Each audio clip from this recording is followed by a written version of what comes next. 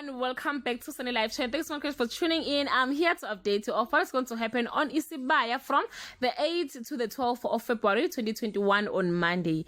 Dabula dispatches Kapela and Begumuzi on a shocking mission. Sebsile still has her eyes on Fenyang. Meanwhile, Saddam is worried about Mbomvu's intention for Lillian on Tuesday.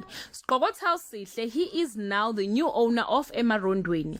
Saddam confronts Mbomvu about Lillian. Kapela and Saddam tells Lillian about their dangerous plan to level the playing field on Wednesday. Sihle has a plan to get rid of the competition. Mbomvu proved himself a hero. Having been reminded of his purpose, Mandla makes a chilling decision to protect Ntwentle on Thursday.